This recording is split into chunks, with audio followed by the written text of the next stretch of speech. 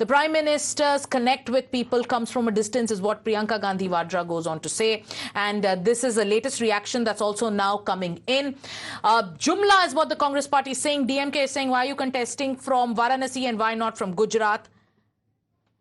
प्रचार में जुटी हुई है मैम। लगभग आधा इलेक्शन बीत गया है, तो कांग्रेस की जो सत्ता से दूरी है कितना कम हुई है और किन मुद्दों पर चुनाव लड़ा गया है, आप क्या टटोल? मेरे ख्याल से बीजेपी की इच्छा थी कि ये चुनाव भी फिजूल के मुद्दों पे लड़ा जाए। रोज रोज प्रधानमंत्री से लेकर नीचे तक जितने भी इनके कार्यकर्ता और इनके नेता हैं बस फिजूल के मुद्दे उठाते रहते हैं। कभी कहते हैं भैंस चुराएंगे, कभी कुछ और कहते हैं। तो ये आज क्या हो रहा है कि ये चल नहीं रहा है। जनता ने देख लिया, 10 सालों से 2 चुनाव देख लिए हैं। 2 चुनाव में विश्वास दे दिया आपको, आप सारी उम्मीद आपके ऊपर रख ली और कुछ हुआ नहीं। अब जनता कह रही है कि भाई तीसरा चुनाव हम इस पे नहीं लड़वाएंगे, हमें महंगाई बेरोजगारी पे ये चुनाव लड़वाने हैं। और जनता एक तरह से मजबूर कर रही है इनको, क्योंकि अब जो इनके भाषण हैं थोड़े से ये मुझे तो लगता है कि घबराए हुए हैं, जवाब देने लग रहे हैं, समझाने लग रहे हैं। क्योंकि जनता कह रही है भाई बेरोजगारी है इतनी, देश में 45 सालों में सबसे ज्यादा बेरोजगारी आज है, महंगाई इतनी है, हमारी कमाई पूरी नहीं हो रही है। और आप पाकिस्तान की बात कर रहे हैं जब हम कह रहे हैं कि हमारी समस्याओं को सुलझाओ, आप कहीं और की बात कर रहे हैं। जनता कह रही है हमें तो अपनी समस्याओं का रेजोल्यूशन चाहिए ना। तो आपको लगता है कि जो बीजेपी की स्थिति है वो कमजोर है, कांग्रेस लीड कर रही है जो 4 फेज बीते हैं? देखिए, कमजोरी और लीड की मैं ज्योतिषी तो हूं नहीं, लेकिन मैं इतना जरूर कह सकती हूँ कि इस बार जनता कह रही है कि देखो हमारी मुसीबतें हैं, हमारी परेशानियां हैं, हमारे जीवन में इन 10 सालों में तरक्की नहीं आई है, महंगाई बढ़ गई है, बेरोजगारी बढ़ गई है, किसान खेती से कमा नहीं पा रहा है। और जनता कह रही है कि बस बहुत हो गया, अब धर्म की राजनीति आपने सब कुछ किया है, बस बहुत हो गया है। अब हम चाहते हैं कि हमारी जो समस्याएं हैं उनको सुलझाइए और इसी पे चुनाव लड़ा जाए। और ये जनता मजबूर कर रही है इनको। आज जब आप ये कहती हैं, राहुल जी ये कहते हैं, आपके एलआई हैं यूपी में अखिलेश जी कहते हैं कि संविधान खतरे में है, आरक्षण को हटाया जाएगा, तो आरोप ये लगता है कि आप जनता को भ्रम की स्थिति में ला रहे हैं, उन्हें डरा धमका रहे हैं अफवाहों के जरिए। हम डरा रहे हैं, धमका रहे हैं जनता को? तो 10 सालों से इन्होंने क्या किया है? अगर इनके प्रत्याशी जाके कहेंगे कि हमें 400 सीट दो, हम संविधान को बदल देंगे, एक नहीं बार बार इनके प्रत्याशियों ने कहा है। आप लोग खुद कहते हो कि भाजपा में बगैर मोदी जी के कहे कुछ नहीं होता। आप कहते हो कि उनके जो नेता हैं वो तो डरते हैं मोदी जी से, मोदी जी कहेंगे तभी करेंगे।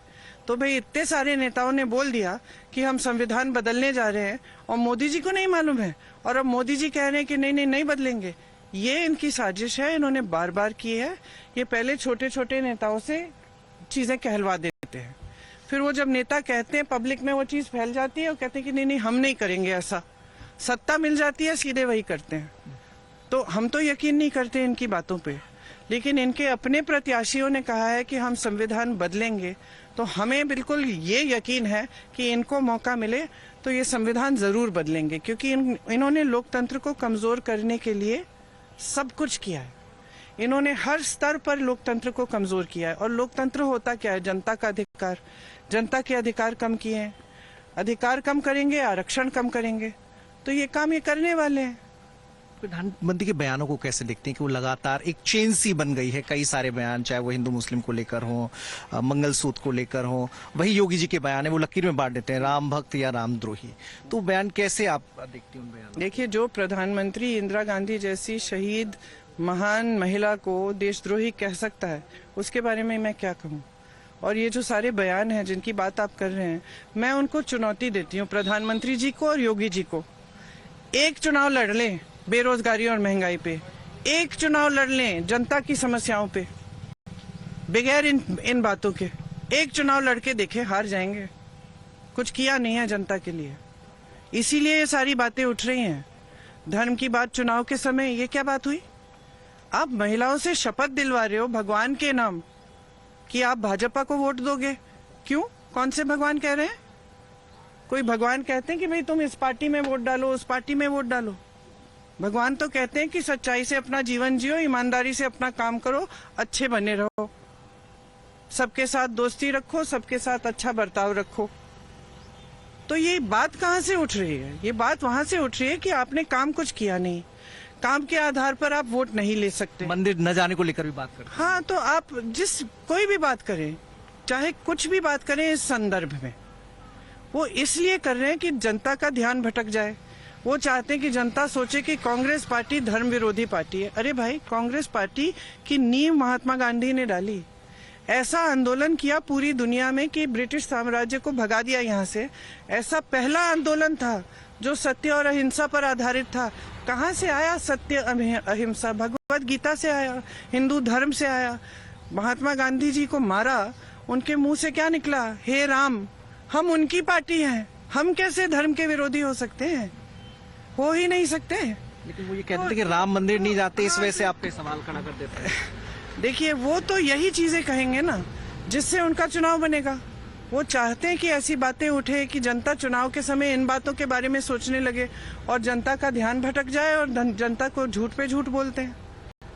तो मैं इन बातों का तो जवाब नहीं दूंगा। आखिरी सवाल, और यूपी की सियासत को आप कैसे देख रही हैं? अब आप इस फेज के बाद यूपी को कहाँ देख रही हैं कि यूपी में कितनी सीटें एलआई?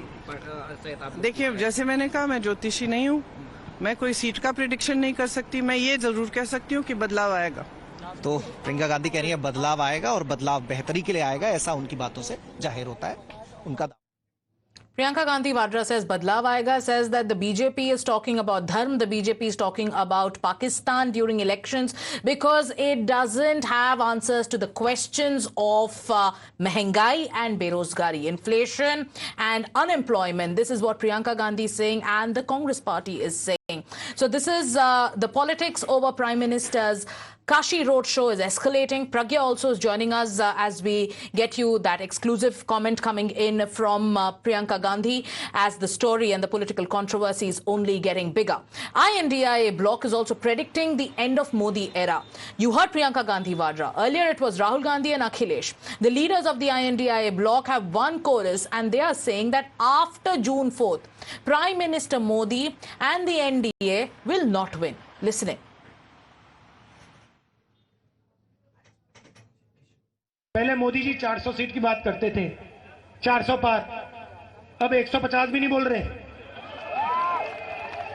मैं आपको एक बात की गारंटी दे रहा हूं, रायबरेली की जनता लिख लो, जून 4 को नरेंद्र मोदी हिंदुस्तान का प्रधानमंत्री नहीं होगा। प्रधानमंत्री कह रहे हैं कि राम मंदिर के जब राष्ट्रपति राम मंदिर गई उसके बाद इंडिया अलायंस ने लगातार उनका अपमान किया। ये सिर्फ न कि राष्ट्रपति का बल्कि एक महिला का भी अपमान था। मैं आपसे जानना चाहता हूं, आप सबसे जागरूक पत्रकार लग रहे हैं मुझे। कन्नौज में मेरे जाने के बाद मंदिर धोया, इसका जवाब बीजेपी के पास हो तो बता दो। मंदिर धोना, क्यों धोया मंदिर? और मैं यकीन से कह सकता हूं ये बात, चुपचाप जहां राष्ट्रपति गई होंगी, चुपचाप इन बीजेपी वालों ने वो मंदिर भी धोया होगा जो आपको नहीं पता। Kane sir, your dinner. On a tile? It's antibacterial. Easy to clean. But plates? Kane bhai, it's a tile ad. IM Plus technology से बने वर्ल्ड क्लास टाइल्स। टाइल हो तो सिंपल हो।